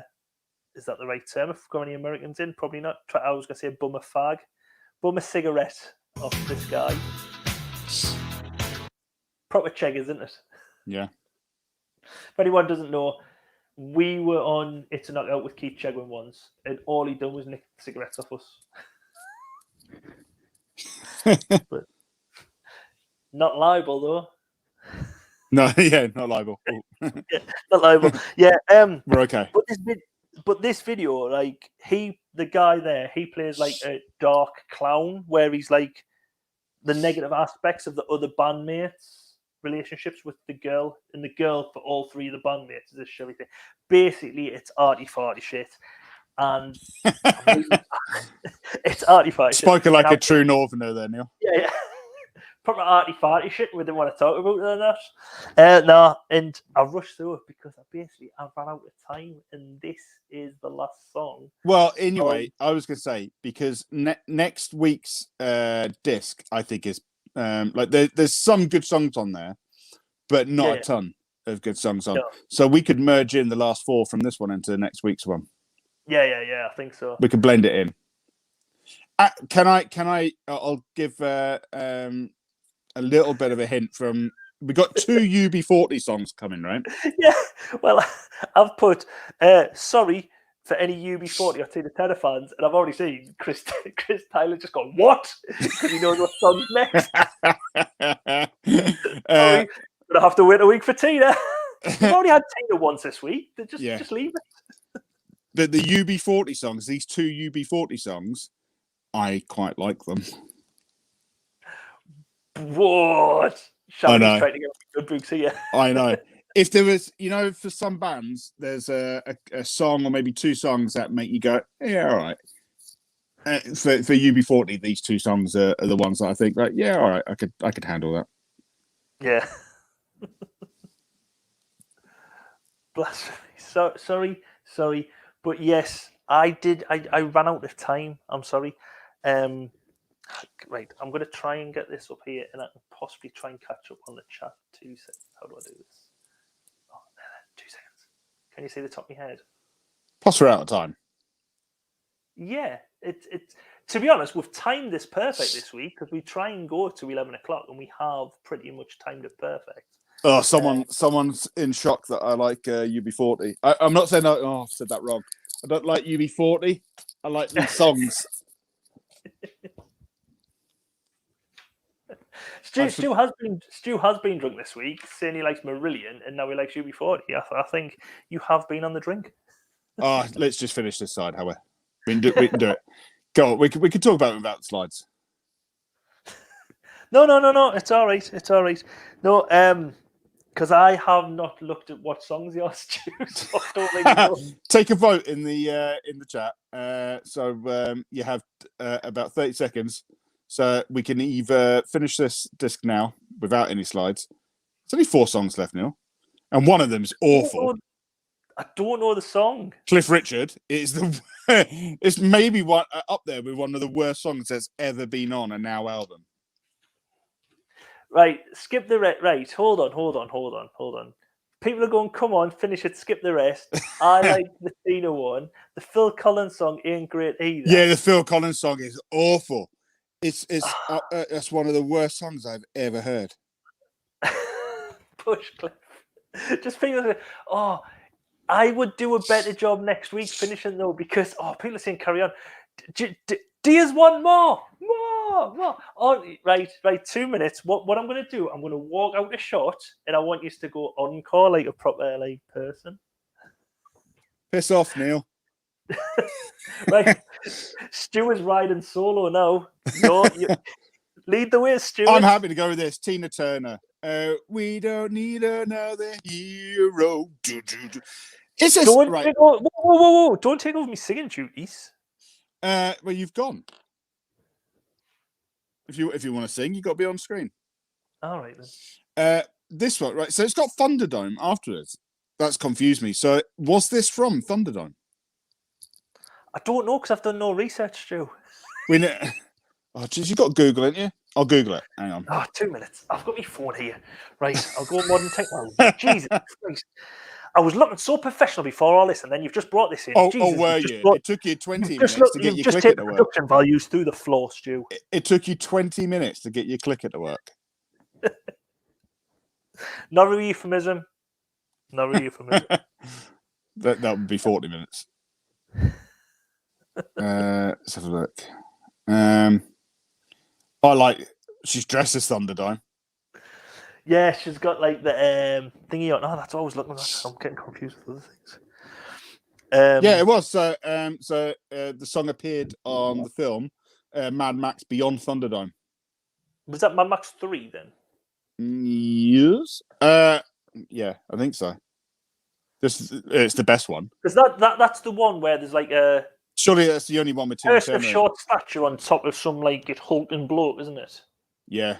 Is that the one? Yeah, Master Blaster. That one. Great. Yeah, we've done the research. Thank you. Why am I getting called Nigel as well? Hello. Sorry if anyone's called Nigel. I'm just hitting the mic. So yes. So what number in the charts did this get to then, Stu? I don't know. I'm now reading about Mad Max. I got distracted. Hang on.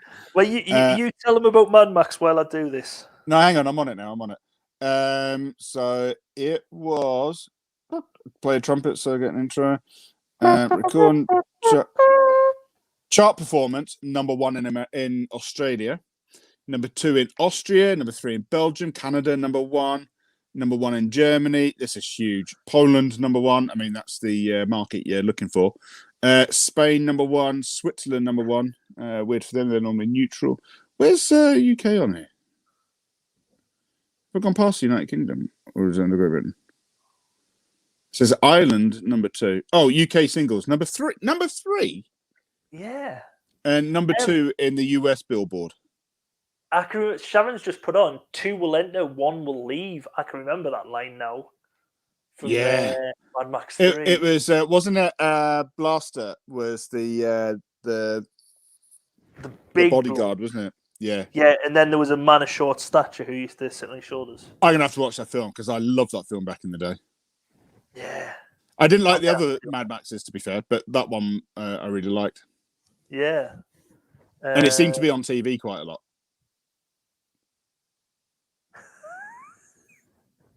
Right, I found out why they call us Nigel, because I keep on mixing Sharon and Susan's name up. So every time I do that, I'm Nigel. Okie dokie. Fair enough. Thanks for cleaning that up, Lonnie. Yeah, Blissful's written in there that Thunderdome's best watch as a standalone. I don't think I ever saw the first two until like a few years later. And I just like Mad Max Thunderdome. It was such a good film. See, Susan or and Tina Turner was brilliant in it. Is saying that the song is the best thing about the movie. You're wrong. It's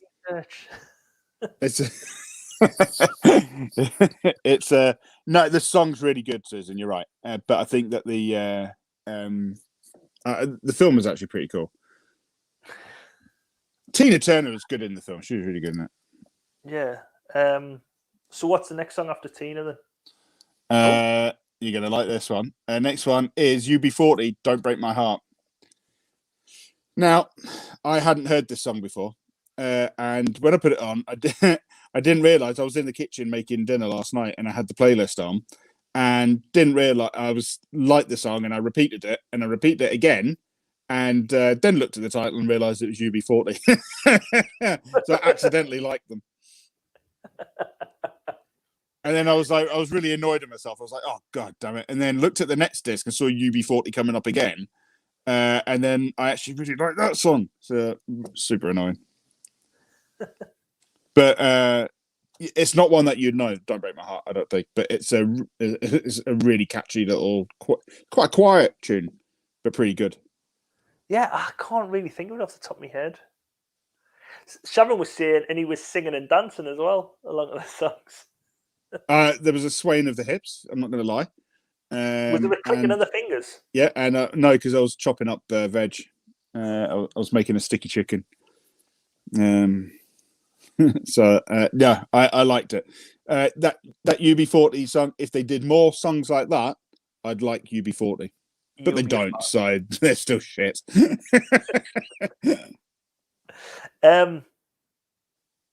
So where did this chart then, Stu? Oh, you want me to do the research for that as well? Hang on. Yeah, come on, Stu. Why did you say you should have said that before I started talking, and I could have been doing it while I was talking. Hang on. Copy, paste into Google. But what else am I going to do? I don't have like an encyclopedic knowledge. I've just seen Matt's comment. Take 2 chords, put a reggae band to it, and that's pretty much UB40. Yes, Matt. Yes, Matt. But this one is slightly different to their other ones. Have I even got the right one here? UB40, Don't Break My Heart. Let's have a look. This is where all the best research gets done. It's on Wikipedia. What? Stu, where do you think I get all my top quality research? What's after this one? I'll get all Oh, it says it's a Toya Jackson song. That can't be right. Latoya Jackson. Yeah. And UB40, Don't Break My Heart. Oh, there's several songs with the same title. See, that's the trouble with UB40. They couldn't even think of anything original. Just went for the same title as all the other ones. Wasn't there someone who it was like a news presenter turned around and says, "Oh, UB40." She was into like UB40. I think they'd done a concert online or something where all the band members come together, and they'd done it during like the first lockdown. And they were getting interviewed by some like presenter on News 24 or it might have been Sky News or something, and turned around and says, "Oh, I love all your songs." Like, I think it might have even been Keir Burley, which is even better. And she was like, "Yeah, your writing's brilliant." And she was like, and I don't know if she mentioned Red Wine or something. And they were like, it was I don't know if Red Wine's one of their songs, but it was the song which wasn't theirs. They hadn't wrote it. And they're like, "Oh, we haven't wrote that." All right. But there's also this one, and she mentioned about 3 songs, and they were all songs which someone else had wrote. They hadn't wrote them; they're all like cover versions or something. And she was just like, "Okay, we'll end the conversation." And I'm positive it was Keir Burley on Sky News who done that. Yeah, I can't find any information on the charting thing. In Wikipedia, it doesn't list that song with their charting. It basically just puts it on with the album. So again, it'll be one of those like little kind of songs that they put on as a hopeful hit, I would say, on on the Now albums. But actually, I have to admit, it's actually quite good. And it's a bit of a climb down from Tina's song before, the Thunderdome one. It kind of like it calms down the album after that, so it works in that way. Yeah. But unfortunately, the album never picks back up again because after that you get Phil Collins with possibly the worst Phil Collins song that's ever been sung. Nothing happens in it. There's nothing good about it. We could pass on. Separate Lives. Oh yeah, it's sort of it could have been like a TV theme song. I thought that. I tell you what it is. It's also probably a song that people who get married have it as the first dance. People who got married in the 80s, dressed in brown clothes and had no joy in their lives, probably had this as their wedding song. It's that bad, honestly. Had Separate Lives. Actually, why would you have Separate Lives? Is your wedding song, Stu? Yeah. Well, maybe they come together in it. But it's it was a toss-up between that and Dolly Parton and DIVORCE, was it? Yeah, it's horrible, this song. I don't like it. Oh, but it was from a movie, White Nights. Oh. So that's the only thing it's got going for it. So what's White Nights about? Yeah. No idea. White Nights. It's about a Russian dancer. And she's on a plane, lands in Russia, I'm going to say in Soviet territory. He's taken from the apartment because he was married to a black American.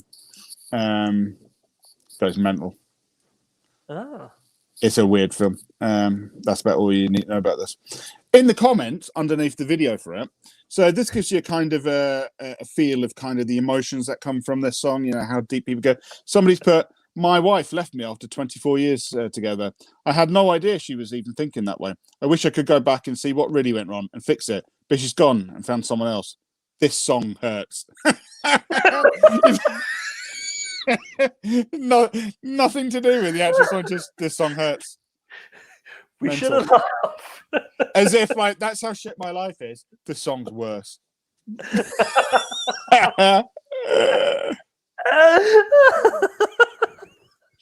It's definitely a breakup song. I don't know why I said it'd be good for a wedding, but it's that kind of song.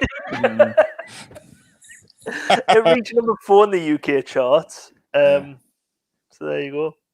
Right. Here's a quote. Somebody else in the chat thing says they've quoted the song and said, "Someday I might find myself looking in your eyes, but for now we'll go on living separate lives." And they've put underneath, "I don't think I've ever," capital letters, "heard a lyric that held so much power, love, sorrow, turmoil, reminiscent memories all in one." Fuck off. Do you know what I mean? Like, it's the worst. Somebody's put on about it, right?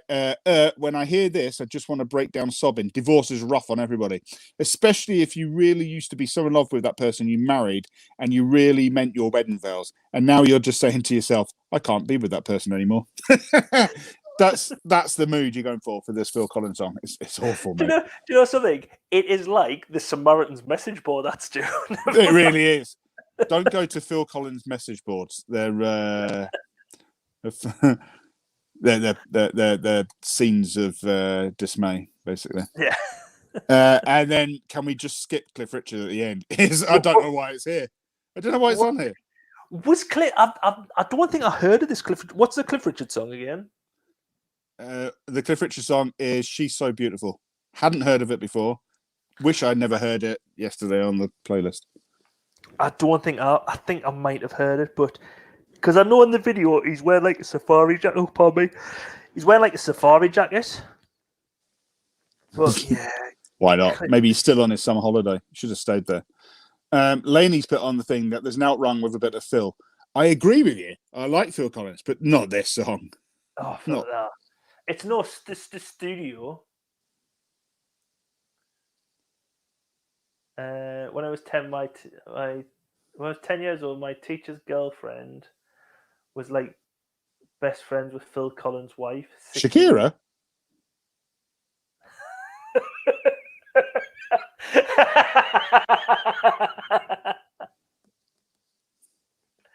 Check out a guy called Terry Miles Boogie Woogie. Plays all the classic golden oldies.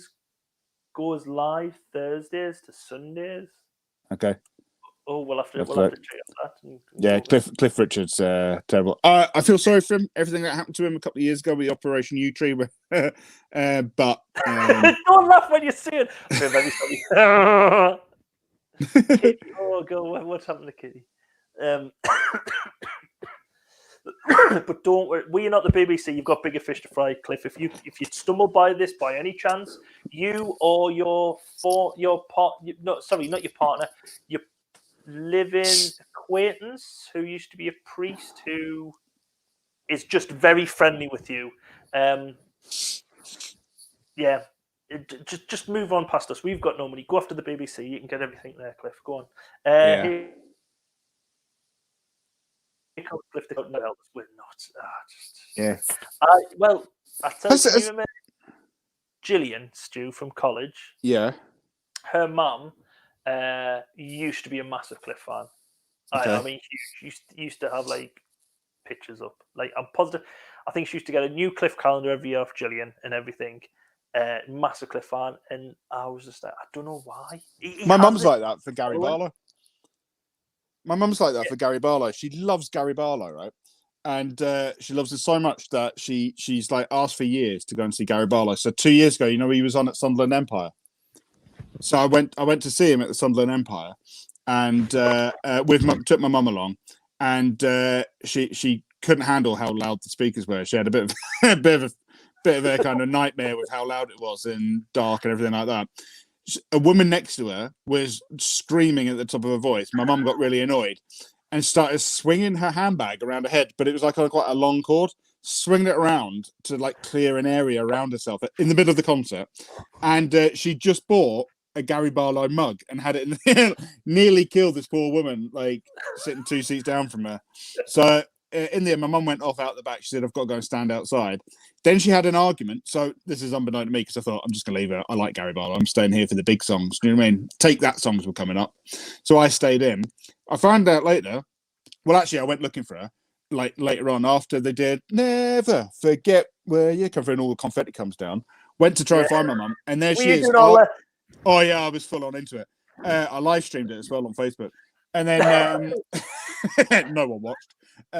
So then I went to find my mum after that happened, and there she is arguing with a security guard because he wouldn't let her go backstage. She was trying to sneak through to go backstage at the Sunderland Empire to go and meet Gary Barlow. Fucking mental evening that was. Yeah, anyway. Did you know Gary Barlow's just turned 50 though? Yeah, he's a dude, Gary Barlow. I like him. That's mental though. It's just when you think 50, I didn't realise he was like 11 years older than me. Well, did your mum have any like celebrity crushes, Neil? Like when you were younger, do you remember any kind of? Not really, no. My mum used to love like all the soul music, like Temptation, Four Tops. Loves like black Motown music. I grew up with all like Probably not going to meet many of them around Sunderland or yeah. No, in the not really. 80s. Yeah. So yeah, like My grandma Apple loved Green, Steve Davis. She was obsessed with Steve David. You know, the What? Steve Davies, sorry, the snooker player. snooker player. Yeah, she had like autograph pictures of him around the house and everything. Anyway, But yeah, that's that album done. Me dad did love Tina Turner. He just, I've said it before. I'm positive my dad used to think it was just all legs. He used to always, I don't know if your dad mentioned legs like to other people. Back when you were allowed to smoke and drink on TV. Yeah. But yeah. An actual sportsman drinking and smoking on live TV. Imagine that. Oh, Higgins was better though.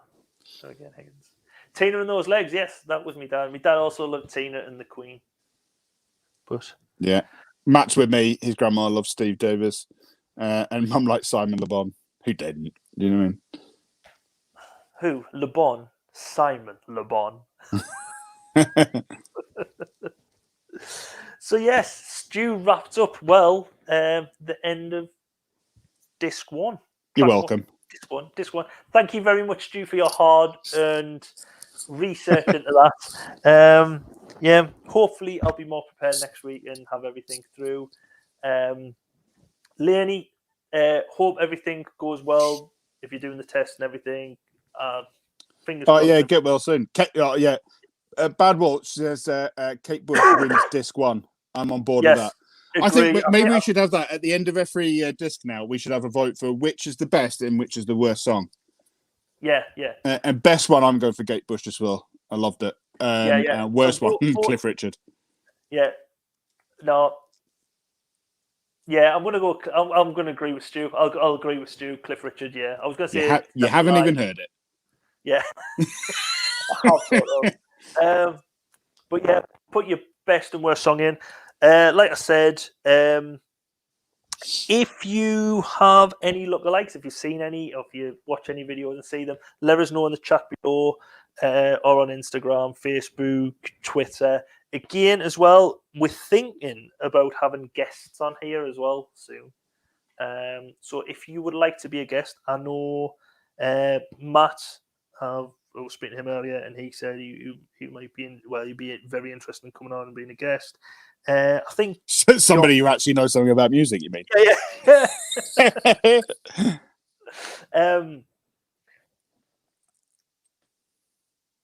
Sharon said the best one is Fergal Sharkey. The worst one is the Gary guy.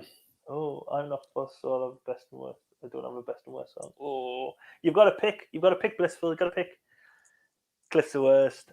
Tina the best on disc one. Oh. Tina's up there, you know. I liked it. But then that would be ignoring the Eurythmics and for a one-off sing-along in the car. Yeah. It's a toughie. Susan said she would give insightful comments of how she hates every song. Yes, you're welcome on. You're welcome on. Just let us know if you would like to be on. Get in touch with us on Facebook, or if you know anyone who'd be quite good on it. Twitter. I think I'll ask people just to recommend other people because we've got quite a lot of albums to go through yet, Stu. Yeah. I think that goes for anyone not in the chat. Anyone not in the chat who wants to get in contact, because during the week we've noticed we get quite a few more views. I think not everyone's watching at this time of night, but people watch it during the week. Yeah. So if you're one of the people who tunes in during the week and is too scared to talk in the chat, then don't worry, Sharon and Susan, don't bite the heart. Get in contact. Yeah, get in contact. Yeah. Did you know, Neil? Put your name for Banishment. Oh, Stu. Yeah, Stu. Oh, really? Banishment. Yeah. Okay, why not? Yeah. Lainey, I think you said you would come on as a guest. Our mate James, will bully him into coming on. One week we'll get him. We'll force some pretties on or something. Get him on. I think your missus said you'll do it. I think Lee and off-screen wife from Football Stairs are there to do it. But like I say, there's plenty of names, plenty of albums to get through and to go on. Before see you next week. 107, yeah. like, subscribe, all that shit. Share. You need to tell everyone you know. Just tell some random person in the street they've got to come and watch us. Okie dokie. Thanks for all the chat this week. It's been really good. Yeah. Thank you. Sorry for the lack of research and everything. But yes, thank you very much. I'm just doing lunges while I exercise to turn off the screen. You're waffling now, Neil. Just say goodbye. Yes. Right. I'm going to say goodbye. I'll try and get this up. Right. So. Bye, Rod. Oh, you can still see it on the screen. I'm trying to do it discreetly. Bye. I'm doing it discreetly because your hand's not even on the screen. I know. Oh. Bye. I'll be off screen the whole time. Yeah. Right. Thanks everyone for coming. Thank you. Bye.